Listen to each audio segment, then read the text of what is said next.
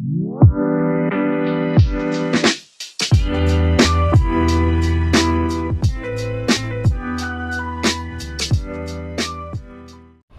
बच्चों, Ram Ram. Welcome back to your channel versatile educator and we are in the middle of 30 day challenge. तो आज हैं हम day 27 पर। So let's start with something. आज हम क्या देखने वाले हैं? आज भी हम एक सम देखेंगे जो कि है डिसोल्यूशन का। तो डे 27 पे हम देखेंगे डिसोल्यूशन का एक सम, फुल फ्लेज वाला सम। आपको क्या क्या चीज़ें याद रखनी है? एक तो क्या कौन से अकाउंट बनेंगे, which account to be prepared, और दूसरी चीज़ें क्या याद रखनी है? एसेट्स के बारे में याद रखना है। पहले एसेट्स ट्रांसफ़र होंगे, किस में ट्रांसफ़र होंगे? रियलाइजेशन में, और बाद में वो बिकेंगे, बाद में हम उसे बेचेंगे। ठीक है। अब बेचने के लिए दो चीज़, अगर टेंजिबल एसेट है तो याद रखना कि इन्फॉर्मेशन अवेलेबल होगी। अवेलेबल नहीं है तो मेक श्योर कि बुक वैल्यू पे बेचो। इंटेंजिबल एसेट्स के लिए क्या बोला हुआ है? इंटेंजिबल एसेट्स के लिए अगर इन्फो अवेलेबल है तो ठीक, नहीं अवेलेबल है तो nil, no realisation value. Settlement of account कैसे होंगे? सेटलमेंट ऑफ अकाउंट्स के लिए सबसे पहले थर्ड पार्टी लाइबिलिटीज चुकाएंगे। Second, loans and advances given by partner, वो ख़त्म करेंगे। ठीक है। थर्ड, पार्टनर को कैपिटल उनका दे देंगे। और फोर्थ, अगर कुछ प्रॉफिट बचा तो वो भी दे देंगे। डन। तो लेट्स सी द क्वेश्चन के क्वेश्चन में क्या दिया हुआ है। ये है मेरा क्वेश्चन। अब क्वेश्चन में मेरे को इन्होंने यहाँ बोला हुआ है कि Anil, Bhanu and Chandu were partner sharing profit and losses in the ratio of. हाँ चलो ये वाला ही कर लेते हैं। अनिल भानु नहीं, अपन ये वाला नहीं कर रहे थे, अपन ने दो अकाउंट बनाया हुआ, अपन ये वाला करेंगे। So following is the balance sheet of A and B as at 31 March 2023 who shares profit and losses in the ratio of 3:2।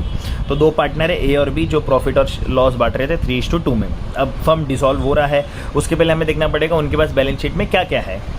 Creditor है, third party liability, third party bills payable, third party loan by Mrs A. देखो Mr ए partner है पर loan Mrs A का है, third party done. Workman compensation, bank loan, third party loan by B, देखो partner ने loan देके रखा हुआ है।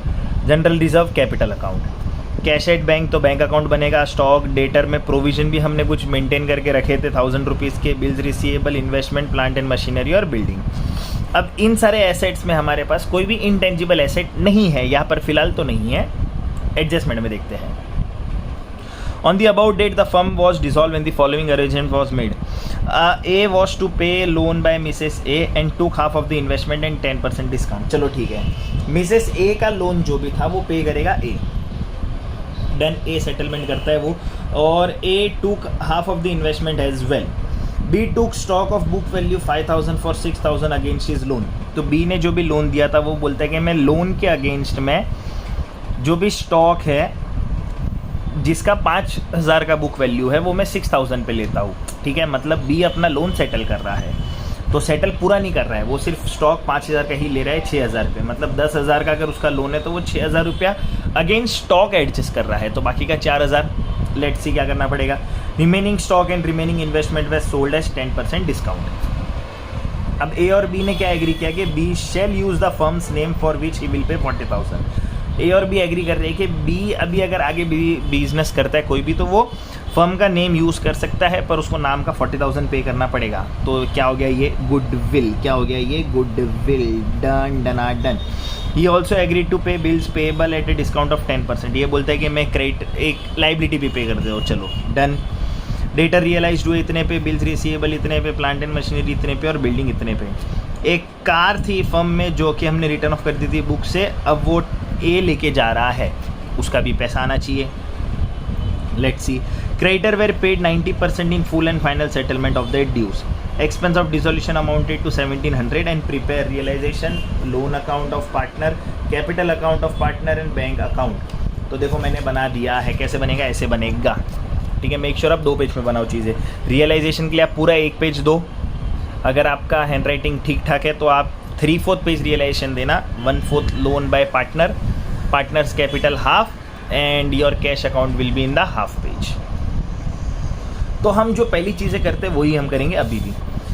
सबसे पहले एसेट्स, हम डिसोल्यूशन में सारे एसेट्स उठा के डाल देते हैं एक्सेप्ट कैश। तो देखो कैसे डालेंगे, ऐसे डाल देंगे जैसे डालते हैं वैसे ही डालेंगे। To stock, to debtors, to bills receivable, to investment, to plant and machinery और टू बिल्डिंग। ठीक है, जब भी ये ट्रांसफ़र करेंगे हम ट्रांसफ़र करेंगे रियलाइजेशन अकाउंट में, मतलब हम बेचने के लिए निकाल रहे हैं, तो एसेट्स ख़त्म कर रहे हैं। तो कितने का था स्टॉक, 30,000 का स्टॉक था। डेटर आई टेक ईयर 40,500, तो मैं 1,000 का इफेक्ट भी दे दूंगा। कैसे दूंगा बता देता हूँ। 15,000 के बिल्स रिसीवेबल, 60,000 के investment, plant and machinery 80,000 and building is 61,000। तो देखो मैंने सारे एसेट्स जो भी थे वो मैंने लिख दिए। बैंक है, बैंक अकाउंट में बना रहा हूँ, बैंक एसेट में है तो डेबिट में बैंक अकाउंट ओपन हो जाएगा कि बैंक में पैसा पड़ा हुआ है, बैलेंस ब्रॉट डाउन। कितना पैसा है बैंक में, 9,500, 9,500 आई हैव डन। मैंने सारे एसेट एडजस्ट कर दिए। अब पहले थर्ड पार्टी लाइबिलिटीज़, क्या क्या third party liabilities, creditor, bills payable, loans bye Mrs ए, बैंक लोन। ठीक है, तो ये सारी चीज़ें तो थर्ड पार्टी है, तो ये थर्ड पार्टी भी ट्रांसफ़र कर देते रियलाइजेशन में, क्योंकि चुकानी पड़ेगी सबसे पहले। अब चुकानी पड़ती है तो देखो कैसे चुकाएंगे। इनसे पहले जो हमारी पहली लाइबिलिटी है, अब प्रोविज़न क्रिएट करना, मतलब हमने ये सोचा था कि ये वो डेटर्स है जो हमें नुकसान करके दे सकते हैं, पर इन्होंने ऐसा कुछ नुकसान किया नहीं। अब यहाँ पे डेटर अगर मैं पूरे 40 बता रहा हूँ तो मेरे को provision for doubtful debts credit में डालने पड़ते हैं 1000 से, पर अगर यहाँ पे मैं सिर्फ 39,500 बताता तो यहाँ पे 1000 की एंट्री नहीं आती। ये मेक श्योर करना कि पीडीडी की एडजस्टमेंट अब एक्यूरेटली डाल दो। फिर क्या क्या है मेरे पास, सुंदरी क्रेडिटर्स है, मेरे पास सुंदरी क्रेडिटर्स है, कितने के है 75,000 के सुंदरी क्रेडिटर्स है। बिल्स पेबल है मेरे पास, कितने के है बिल्स पेबल, 30,000 का बिल्स पेबल भी है। Third party loan by Mrs A, Mrs A ने कुछ लोन दिया था, कितने का लोन दिया था 25,000 का मिसेस ए ने लोन दिया था। और मेरे पास बैंक लोन भी है कुछ, बैंक लोन, तो बैंक लोन 50,000 है, 50,000 का बैंक लोन भी है। जितनी चीज़ें डालनी थी मैंने डाल दी, सारे एसेट्स, सारे थर्ड पार्टी लाइबिलिटी। अब देखो कैपिटल, कैपिटल के लिए मैंने कैपिटल अकाउंट बनाया है, तो क्रेडिट का कैपिटल क्रेडिट में जाएगा बाय बैलेंस ब्रॉट डाउन। ये मेक श्योर करो कि इतनी चीज़ें तो पहले ही डाल दो, तो कुछ नहीं तो इतने के मार्क्स तो मिल ही जाएंगे बाय। जनरल रिजर्व बटेगा, जनरल रिजर्व पार्टनरों में बटेगा, कुछ बोला नहीं है जनरल रिजर्व के बारे में, क्या रेशियो है 3:2।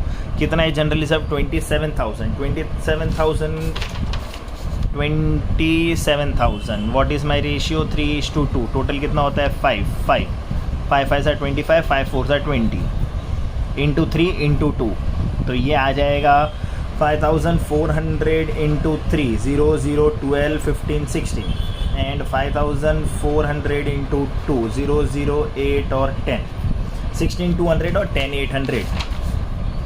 जनरल रिजर्व आ गया 16,200 और 10,800 बट गया। अब वर्कमैन कंपेंसेशन के लिए भी कुछ नहीं बोला है तो इसे भी बांट ही देते हैं। वर्कमैन कंपेंसेशन रिजर्व कुछ नहीं बोला तो बांटो। 8,000 will be distributed among the partners by, तो 8,000 3 और 2 5 हो गया वापस, 5 1 जा 5, कितना बचा 3 5 6 जा 30, 1600 इंटू 3 1600 इंटू 2 4800 और 3200 हो गया। तो general reserve workman compensation reserve will be distributed in their profit sharing ratio.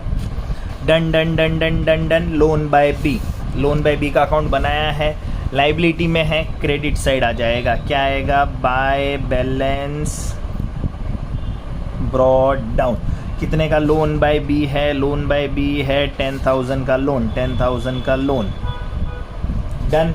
अब फिर बचा क्या, और कुछ बचा हुआ है यहाँ से डालने के लिए, सब कुछ हो गया। मैंने सारे देखो मैंने सारे एडजस्टमेंट कर दिए जो जो आने थे। पहले एसेट उठा के डाल दिए, लाइबिलिटी उठा के डाल दी, लोन अपने अकाउंट में चले गया, capital general reserve workman compensation fund अपनी जगह पे चलेगा और कैश अपनी जगह पे चले गया। मैंने बैलेंस शीट खाली कर दी। अब एक एक एडजस्टमेंट देखते हैं।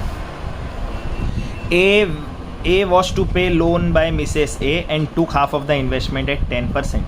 ए बोलता है कि चलो मैं पे करता हूँ लोन, ए पे करेगा लोन, तो मेरा लोन तो ख़त्म हो गया। चलो मैंने लोन पहले ट्रांसफ़र किया क्रेडिट में, ये देखो लोन बाय मिसेस ए। अब ए बोल रहा है कि मैं पे कर रहा हूँ लोन, एंट्री क्या आएगी, रियलाइजेशन ए पे करेगा। कौन पे करेगा, ए पे करेगा, ठीक है। मेरा लोन किस साइड था, क्रेडिट साइड था, इस साइड आएगा तो रियलाइजेशन डेबिट में आ गया। देखो ऊपर मैंने क्रेडिट किया था, इधर मैं वापस डेबिट कर दूंगा टू एस कैपिटल अकाउंट। अब ए पे कर रहा है तो ए के कैपिटल में जाएगा, ए पे कर रहा है तो कहाँ जाएगा, ए के कैपिटल में जाएगा। देखो इन्होंने, आप सॉल्यूशन में भी देखोगे तो ए के कैपिटल में आपको वो चीज़ें मिल जाएगी, ठीक है। अब ये क्यों होता है ऐसा, ए बोल रहा है कि मैं अपनी वाइफ का लोन पे करता हूँ, चलो ए बोल रहा है कि मैं अपनी वाइफ का लोन पे कर देता हूँ, पर ये हिसाब से पे किसको करना चाहिए था, बिजनेस को। तो ये कौन पे कर रहा है, बिजनेस के बिहाफ पे पार्टनर पे कर रहा है। So he will ask again for it ना, कि भाई मैंने तेरे जगह पे मैंने उस टाइम पे लोन पे किया था, अब तू पे कर दे। तो बिजनेस बाय डिफॉल्ट ये 25,000 ए को देगा, तो देखो देगा, ए को वो चीज़ें मिलनी चाहिए, ए को वो चीज़ें मिलेगी। तो यहाँ पे तो आ जाएगा टू, पहले तो एस कैपिटल अकाउंट, और एस कैपिटल अकाउंट में मेरे पास क्या क्या है, सबसे पहले तो मिसेस ए का लोन कितना 25,000। दूसरा वो बोल रहा है कि चलो मैं इन्वेस्टमेंट ले लेता हूँ। अब इस इन्वेस्टमेंट का पैसा वो मेरे को दे नहीं रहा है, ठीक है। तो इन्वेस्टमेंट का अपन बाद में डालते हैं, पहले लाइबिलिटी खत्म करते हैं। तो लाइबिलिटी खत्म करेंगे तो देखो मिस्टर ए की क्रेडिट में क्या आएगा, बाय रियलाइजेशन क्या लेके गया, मिसेस ए का लोन कितने का, 25,000 का लोन। डन, लोन खत्म हो गया। देखो यहाँ पे लोन था मिसेस ए का, वो खत्म हो गया और ए के अकाउंट में डाल दिया, दो एंट्री आ गई, एक और दो, डुअल इफेक्ट हो गया। फिर बोल रहा है कि वो हाफ इन्वेस्टमेंट लेके गया 10% डिस्काउंट पे, इन्वेस्टमेंट वॉज 60,000, हाफ कितना होता है 30,000, 30,000 का 10% डिस्काउंट इस 3,000 का डिस्काउंट, मतलब वो लेके गया 27,000 का इन्वेस्टमेंट। सेम अब इन्वेस्टमेंट के लिए तो क्या होता है, एसेट ऊपर होंगे, ए रिसीवर हो गया, एसेट लेके जा रहा है तो उससे अपन पैसे मांगेंगे, तो ए कैपिटल डेबिट हो जाएगा और रियलाइजेशन क्रेडिट हो जाएगा। तो चलो डाल देते हैं, इधर आएगा बाय एस कैपिटल अकाउंट, क्योंकि वो इन्वेस्टमेंट लेके गया तो यहाँ मैं लिख दूंगा इन्वेस्टमेंट, कितने का इन्वेस्टमेंट लेके गया 27,000, तो डायरेक्टली 27,000 डन, 27,000 का इन्वेस्टमेंट लेके गया। अब उसने पैसे दिए नहीं दिए, तो यहाँ पे उसके डेबिट में आ जाएगा टू रियलाइजेशन अकाउंट, क्या लेके गया था, इन्वेस्टमेंट कितने का इन्वेस्टमेंट लेके गया 27,000, 60,000 का हाफ कितना हुआ 30,000, 30,000 वो लेके जा रहे हैं 10% डिस्काउंट पे, तो 10% 30,000 का होता है 3,000 रुपीज़, वो माइनस कर दिया अपन ने, क्योंकि वो तो पैसा वैसे भी नहीं मिलना था ना। 30,000 हाफ हो गया 60,000 का, डन। जो कि ये लेके जा रहा है 10% डिस्काउंट पे, तो माइनस करने पर मेरे को कितनी वैल्यू मिलती है 27, जो लेके जा रहे हैं 2 पैसा आना चाहिए, अब पैसा वो दे नहीं रहा है तो मैंने उसका कैपिटल डेबिट कर दिया। चलो ये हो गई। B took stock of book value 5,000 for 6,000 against his loan. अब बी का कुछ लोन था, उसने क्या ले लिया, स्टॉक ले लिया, तो मेरे पास से स्टॉक गया, ठीक है। बी का लोन था और बी ने स्टॉक ले लिया। अब बी का लोन था तो देखो एंट्री क्या होनी चाहिए, अब स्टॉक जा रहा है मेरे पास से, स्टॉक जाएगा तो क्या होना चाहिए, स्टॉक जाएगा तो टू रियलाइजेशन, क्योंकि स्टॉक गया भाई। अब कितने का स्टॉक गया, 5,000 का ही स्टॉक गया, कितने का स्टॉक गया 5,000 का स्टॉक गया।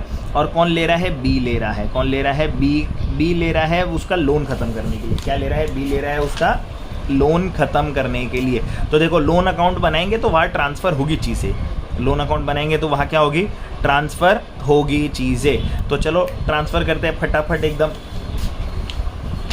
तो क्या इजी हो जाएगा ना।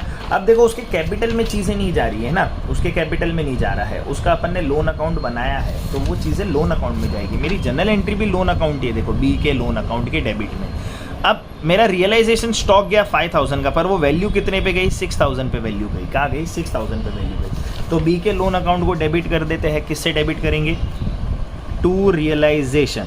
अब रियलाइजेशन बोले तो वो स्टॉक लेके गया, 6,000 का स्टॉक लेके गया, और मेरे पास से स्टॉक गो गया, वो क्या जाएगा, बीज लोन अकाउंट सेटल हो गया, क्या गया, स्टॉक गया, कितने का गया 6,000। तो ये मेरे बी का लोन भी ख़त्म हो गया ना यार, मेरा क्या हो गया, बी का लोन ख़त्म हो गया, क्रेडिट और डेबिट, क्रेडिट और डेबिट, 6,000 का लोन सेटल हो गया, बचा 4,000 के लिए, वो अपन देखते हैं। Remaining stock and remaining investment were sold at 10% discount. अब चलो, इन्वेस्टमेंट तो मेरा 30,000 बचा था, क्योंकि 60,000 का हाफ बी ए लेके गया था, है ना। अब स्टॉक कितना बचा, स्टॉक मेरे पास था ये लेके गया 6,000 का वैल्यू, 6,000 का वैल्यू नहीं, सिर्फ 5,000 का लेके गया ना, वैल्यू बुक वैल्यू वॉज 5,000, मतलब अभी भी मेरे पास स्टॉक 25,000 का स्टॉक बचा हुआ है। आपको ये देखना है कि वो कितने वैल्यू की चीज़ लेके गया है, ठीक है। तो वो 5,000 की वैल्यू की चीज़ लेके गया, उसने दिया मेरे को उसका 6,000, वो बात अलग है, पर वो लेके सिर्फ 5,000 का ही गया है। तो 25,000 ये हो गया, और 30,000 का मेरा बचा हुआ है इन्वेस्टमेंट।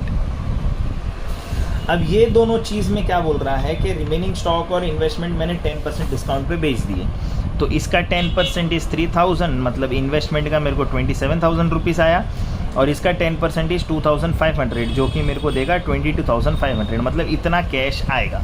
स्टॉक से कितना कैश आएगा, 22,500, इन्वेस्टमेंट से कितना कैश आएगा, 27,000। तो चलो, बाय बैंक अकाउंट बेचा ना यार, बेच रहा हूँ मार्केट में, क्या क्या बेचा, स्टॉक बेचा remaining which was 22,500, and investment, remaining investment which is my 27,000। Total bank में कितना पैसा आना चाहिए, 49,500 रुपीज़ बैंक में आना चाहिए। चलो बैंक में डाल देते हैं, to realisation, bank is the receiver, पैसा बढ़ा, क्या किया, एसेट रियलाइज़ किया, कितने का किया, 49,500,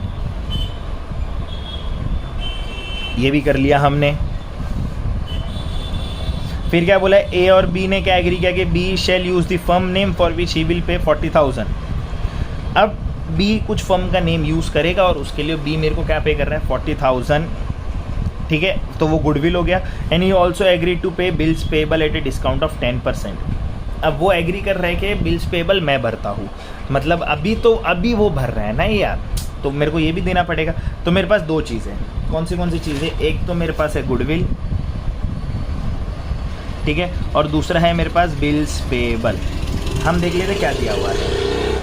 बिल्स पेबल थे 30,000 के, और गुडविल का वो पे कर रहा है 40,000 रुपीज़। क्या पे कर रहा है, 40,000 रुपीज़। तो अब देखो, मेरे को वो गुडविल का जो भी वो पे करेगा, वो तो आना किस में चाहिए था, और बिल्स पेबल का जाना किस में चाहिए था, तो अकॉर्डिंगली वैसी चीज़ें हो जाएगी ना यार। तो बी ने गुडविल के लिए पे किया, तो वो मेरे को कैश में, कहीं मेरे को बोला है कैश में पे कर रहा है, नहीं, उसने सिर्फ ये एग्री किया कि वो फर्म का नाम यूज़ करेगा और वो मेरे को पे कर देगा 40,000 रुपीज़। तो जब वो मेरे को 40,000 रुपीज़ पे करता है, तो एसेट रियलाइज़ तो हुआ, इंटेंजिबल एसेट रियलाइज़ तो हुआ। तो टू रियलाइजेशन, क्योंकि अगर मैं ऊपर ट्रांसफ़र भी करता तो डेबिट में करता, तो अब क्रेडिट हो गया। और ये कर कौन रहा है, बी कर रहा है, तो बी का कैपिटल अकाउंट डेबिट होना चाहिए, बी का कैपिटल अकाउंट डेबिट होना चाहिए गुडविल के अमाउंट से। बिल्स पेबल अगर वो भरने की बात कर रहा है, तो बिल्स पेबल भी अगर भरेगा तो सेम, तो लेके तो बी कैपिटल ही जा रहा है ना। कौन लेके जा रहा है, बी कैपिटल लेके जा रहा है, पर बी के कैपिटल को ये जब लाइबिलिटी पे कर रहा है, आज पे कर रहा है, मतलब मेरे को उसको पे करना पड़ेगा। तो जब मैं पे करूँगा तो ये मेरे लिए आ जाएगा रियलाइजेशन अकाउंट डेबिट टू, क्योंकि रियलाइजेशन मैंने ऊपर का ट्रांसफ़र किया था क्रेडिट में, तो टू बीस कैपिटल अकाउंट, डन। तो एक जाएगा बी के डेबिट में, एक जाएगा बी के क्रेडिट में। अब गुडविल क्योंकि मेरे लिए एसेट है, तो वो मेरे को तो यहाँ देगा, ठीक है, बीस कैपिटल, वो मेरे को पे करना चाहिए। बी कैपिटल क्या नाम पे, गुडविल के नाम पे, कितना पे करेगा, 40,000 रुपीज़। और दूसरी एंट्री अगर वो आज पे करता है तो ठीक है, नहीं पे करेगा तो वो मैं एसेट्स में यही बता सकता हूँ, यही एसेट्स लिख के, या फिर चलो मैं अलग से भी दूँ तो यहाँ पे टू रियलाइजेशन, और इसमें बता दूंगा 40,000। ये मेरी हो गई दोनों एंट्री, ये देखो डेबिट और क्रेडिट। अब बिल्स पेबल के लिए बिल्स पेबल जा रहा है, बिल्स पेबल भी कौन लेके जा रहा है, बीस कैपिटल। तो जो जो चीज़ें जा रही है वो ऐसे डाल दूंगा। बिल्स पेबल 10% डिस्काउंट पे लेके जा रहा था 27,000। अब आज वो लेके गया, मतलब कल मेरे को उसको वो चीज़ पे करनी पड़ेगी, तो बाय रियलाइजेशन सेटलमेंट करते टाइम क्या लेके गया, बिल्स पेबल कितने का, 27,000। देखो हो गया। लाइबिलिटी कोई भी पे करता है इस साइड, एसेट कोई भी लेके जाएगा इस साइड, पैसा आना मांगता है, नहीं आया तो कैपिटल में एडजस्ट करो। अब अगली एंट्री में इन्होंने मेरे को क्या बोला है, कि डेटर रियलाइज हो रहे हैं, बिल्स रिसीवेबल रियलाइज हो रहा है, प्लांट एंड मशीनरी रियलाइज हो रहा है और बिल्डिंग भी रियलाइज हो रहा है। तो चलो जो जो रियलाइज हो रही है वो रियलाइजेशन में डाल देते हैं बाय रियलाइजेशन अकाउंट। ठीक है, मैं चारों चीज़ डाल देता हूँ, मैं डेटर भी डाल देता हूँ, डेटर्स 35K, मैंने बिल्स रिसीवेबल रियलाइज़ कर दिया, बिल्स रिसीवेबल रियलाइज़ हो रहे हैं मेरे 13,500, थोड़ी जगह कंस्ट्रेंट है तो देखो रियलाइजेशन मेरा इधर छोटा हो गया। तो इसलिए आप पूरे एक पेज का रियलाइजेशन बनाना ताकि आपके लिए वो इजी हो जाए। प्लांट एंड मशीनरी मेरी रियलाइज हो रही है 38,900 पे और बिल्डिंग मेरी रियलाइज हो रही है 1,20,000 पे, 120K पे। अब इन चारों का अमाउंट जो भी आएगा वो मैं यहाँ बाहर लिख दूँगा। फिर बोला हुआ है कि फर्म भी थी जो ए लेके चले गया। अब ए लेके जा रहा है तो मेरे पास से तो चीज़ जा ही रही है ना, अब फर्म का पैसा देना चाहिए था। तो देखो कार भी गया, पर यहाँ पे मैं क्या लिखूँगा, रियलाइजेशन नहीं लिख के मैं लिखूँगा एस कैपिटल अकाउंट। क्या लेके गया, कार। कितने की कार लेके गया वो 23,400, डायरेक्टली बाहर लिख दो और इसके डेबिट में डाल दो इधर टू रियलाइजेशन, क्योंकि अभी वो कार का पैसा दे नहीं रहा है, नहीं दे रहा तो अपन उसका कैपिटल कम करेंगे, क्योंकि हमें तो पैसा चाहिए ना भाई, हमें क्या चाहिए, पैसा चाहिए। हो गया। फिर मेरे को यहाँ पे बोला हुआ है कि creditors were paid 90% in full and final settlement of their dues. Creditor थे कितने, 75,000 के। 90% बोले तो कितना होता है इसका, 10% माइनस कर दो, या तो 90% निकालो या 10% माइनस करो। अगर मैं इसमें से 7,500 माइनस कर भी देता हूँ तो भी मेरा इजीली आ जाएगा ना वैल्यू। तो यहाँ पे होएगा मेरे को ये चीज़ पे करनी पड़ेगी बैंक के साथ। अब देखो यहाँ पे जो रियलाइजेशन जो भी अमाउंट आएगा वो मेरे को यहाँ भी बताना पड़ेगा, क्योंकि मैंने सारे एसेट बेचे हैं ना, बचे हुए एसेट रियलाइज़ किए हैं। क्या रियलाइज़ किए, एसेट, तो वो मैं अमाउंट यहाँ पे डाल दूँगा। फिर यहाँ पे मैं क्रेडिटर 90% पे अगर पे कर रहा हूँ तो वो जाएगा। अब 75,000 का 90% अगर निकालो तो ऐसे निकलेगा, पर ये निकालने से अच्छा है मैं क्या करता हूँ, चलो ये भी निकाल देते हैं। 0095 45 963 और 67, या फिर मैं 75,000 में से 10% माइनस कर देता हूँ 7,500, तो 70 में से 63 तो वो हो गया और 500 बच गया। ठीक है, 70 में से गया और 5,000 ये हो गया, और जिसमें से 4,000 बचा तो 4,000 और ऐड हो जाएगा यहाँ पे 67,500। तो यहाँ पे मेरे पास से पैसे कितने जाएंगे, 67,500 कैश गया सेटलमेंट करते टाइम पे। तो बाय रियलाइजेशन अकाउंट, क्योंकि कैश जा रहा है, क्यों जा रहा है, लाइबिलिटी रियलाइज्ड हुआ। कितने में रियलाइज्ड किया अपन ने, 67,500। और लास्ट बचा हुआ है कि expense of dissolution amounted to 1,700। अब जो भी डिसोल्यूशन के एक्सपेंस है वो भी पे होंगे, तो टू रियलाइजेशन, अब जो भी खर्चा है वो तो डेबिट ही जाएगा। टू रियलाइजेशन एक्सपेंसेस या रियलाइजेशन लिख दो 1,700 पे करूँगा ऑन द स्पॉट, बैंक से पे कर दूंगा बाय रियलाइजेशन, है ना। डिसोल्यूशन एक्सपेंस कितना, 1,700, ये भी पे कर दिया। तो देखो मैंने सारी एंट्री डाल दी। अब ये अगर 4 एसेट्स का प्लस करूँ तो 4 एसेट्स का प्लस करने पर मेरे को वैल्यू आता है 256,900। तो यहाँ पे मैं बता दूंगा 256,900। सारी चीज़ें आ गई। अब सब चीज़ें अमाउंट प्लस करके मैं आउटर कॉलम में लिख देता हूँ, ताकि मेरे को कैलकुलेशन ही करना पड़े, खाली क्या करना पड़े, कैलकुलेशन। अब यहाँ पे भी कुछ है नहीं, तो ये भी 25,000 तो बाहर ही चले गया। यहाँ पे भी अगर मैं प्लस करूँ, यहाँ पे प्लस करेंगे तो कितना आता है, 1,00,000, 125, 175, 180, 185। ठीक है, 185 ये भी आ गया, 1,00,000, 180, 1,00,000 ही आना चाहिए, तो 180 ही आएगा, 185 नहीं आएगा। डन। तो सारी चीज़ें ये मेरी हो गई। अब बचा है कुछ, यस बचा है कि लोन के लिए क्या होगा। कुछ नहीं बोला हुआ है, तो लोन पे ऑफ हो जाएगा। अब ये लोन पे ऑफ होने के लिए, लोन कहाँ से पे ऑफ होगा, तो लोन पे ऑफ, पहले तो ये लोन पे ऑफ होगा, तो लोन अपन ये भी पे करते, पर इसके पहले अपन को थर्ड पार्टी लाइबिलिटी चुकानी थी। तो देखो यहाँ से कुछ बचा हुआ है क्या, यस बैंक लोन बचा हुआ है, इसके बारे में कुछ बोला नहीं है, तो कुछ भी नहीं बोला है, तो रियलाइजेशन सीधा का सीधा बुक वैल्यू पे बैंक लोन 50,000। अब यहाँ पे रियलाइजेशन नहीं दिखाते हैं ना अपन, तो यहाँ पे आप रियलाइजेशन की जगह पे क्या दिखा सकते हो, बैंक अकाउंट। कहाँ से पे हो रहा है, बैंक से, तो ये ब्रैकेट में आ जाएगा। अब रियलाइजेशन में रिलेशन का नाम कैसे आएगा, तो अपन क्या दिखाते हैं यहाँ पे, बैंक अकाउंट। बैंक से पैसा जाएगा, बैंक में मैं दिखा सकता हूँ रियलाइजेशन। क्या दिखाया रियलाइजेशन में? बैंक लोन कितना, 50,000 रुपीज़। तो सेटलमेंट ऐसे करना है। अब देखो मैंने थर्ड पार्टी तो चुका दी, सारी थर्ड पार्टी चुका दी। अब बचा क्या? थर्ड पार्टी देने के बाद पार्टनर का लोन बचा हुआ है, पार्टनर का लोन बचा हुआ है, तो ये पार्टनर का लोन भी दे के ख़त्म करते हैं बैंक से। पार्टनर को कितना देने का था? 10,000 रुपीज़। पहले यही क्लोज करते हैं। चलो कितना देना बचा है? 4,000 बैंक से पे कर देते हैं। तो बैंक से पे करने पर यहाँ पे क्या आ जाएगा? बाय बीज लोन 4,000, ठीक है। लोन या तो लोन बाय बी लिख दो, कुछ भी लिख दो। तो मेरा लोन अकाउंट तो सेटल हो गया, लोन भी हो गया। अब अपन को देखना है कैपिटल और प्रॉफिट। प्रॉफिट के लिए पहले अपन क्लोज करेंगे रियलाइजेशन। लेट्स सी किस साइड ज़्यादा है अमाउंट। तो जब मैंने सब प्लस किया, सारी चीज़ें प्लस की मैंने, तो मेरे को पता चला कि मेरा अमाउंट जो है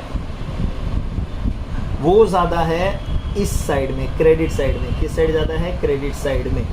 तो जब क्रेडिट साइड का अमाउंट मैं प्लस करता हूँ, ठीक है, तो ये 49 भी इसमें इंक्लूड है, तो अपन ये मिटा देते हैं। ये 49,000 जो भी है इस 256 में इंक्लूड है। डन। तो ये याद रखना कि ये 49,256 में इंक्लूड है, तो अलग से 49,000 प्लस नहीं करेंगे, इंक्लूडेड कर सकते हो ना। ये भी बैंक और ये सब भी बैंक ही है।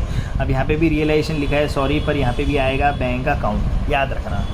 रिलेशन में रिलेशन का नाम कैसे आएगा? बैंक में पैसा आया और बैंक में पैसा गया। तो क्रेडिट साइड ज़्यादा निकला अमाउंट। क्रेडिट साइड कितना निकला? 534,300। अब वही अपन जो लेजर में करते हैं, दोनों साइड लिख देंगे 534,300। जब मैंने डेबिट माइनस किया तो यहाँ पे अमाउंट बचता है 76,600 रुपीज़। ये 3 और 2 में बढ़ जाएगा दोनों पार्टनरों में, 45,960 क्योंकि गेन हुआ है, और ये होगा 3640। तो ये ए ये बी। यहाँ पे पता है आपको क्या लिखना है? Gain transfer to partners capital. यहाँ पे लिख दो बाय रियलाइजेशन। और गेन कितना कितना है? 45,960, 3640। सारी एंट्री डाल दी। अब जितनी भी एंट्री हो गई है, अब मैं करता हूँ क्लोज। जैसे अपन अमाउंट क्लोज करेंगे, देखते किस साइड ज़्यादा है। तो ए का क्रेडिट ज़्यादा है, और ए का क्रेडिट जब ज़्यादा है तो ए का कितना होता है क्रेडिट? 121,960, और इसका क्रेडिट है 111,640। तो ये मैं दोनों साइड लिख देता हूँ, 121,960, 111,640। इसमें से 40 माइनस करेंगे तो यहाँ पे मेरे को इसको देना बचेगा 71,640। इसमें से मैं ये माइनस करूँगा तो यहाँ पे बचेगा 71,560। So this will be paid by bank. इतना इन्हें देना है क्योंकि इनका क्रेडिट ज़्यादा था। ये बन जाएगा मेरा फाइनल पेमेंट। चलो यहाँ पे कर देते हैं एक्स कैपिटल अकाउंट और A capital account and B capital account. कितना 71,560 एंड 71,640। जब ये मैं क्लोज करता हूँ तो मेरा यहाँ पे सम टैली हो जाता है।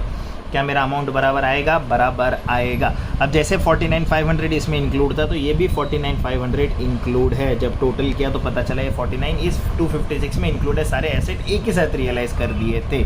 तो ये टोटल में मत लेना, ये टोटल में नहीं लूँगे तो आपका टोटल इक्वल आ जाएगा 266,400 पे। ये भी आ जाएगा 266,400 पे इक्वल। इतना ही ईजी है आपका डिसॉल्यूशन, ठीक है, इतना ईजी है। पहले अपन ने क्या किया? पहले अपन ने ट्रायल बैलेंस की एंट्री डाल दी, और फिर हमने एसेट जो भी बिकने थे बेच दिए, लाइबिलिटी जो भी चुकानी थी चुका दी। पार्टनर कोई लेके जा रहा है अपने बिहाफ पे तो अपन ने उसका एडजस्टमेंट दे दिया। हमने लोन क्लोज किया और हमने बैंक क्लोज भी कर दिया। तो ये है मेरा डिसॉल्यूशन। ये था मेरा पूरा सॉल्यूशन और ये है मेरा पूरा क्वेश्चन, ठीक है, ये है मेरा पूरा क्वेश्चन। डन। तो ऐसे होता है डिसॉल्यूशन। इतना ही इजी है डिसॉल्यूशन। आप करते रहो, शेयर करते रहो, और जो भी डाउट होंगे कमेंट सेक्शन में पूछते रहो। मिलते हैं डे 28 पे। तब तक के लिए प्रैक्टिस ज़रूर करना। Bye bye.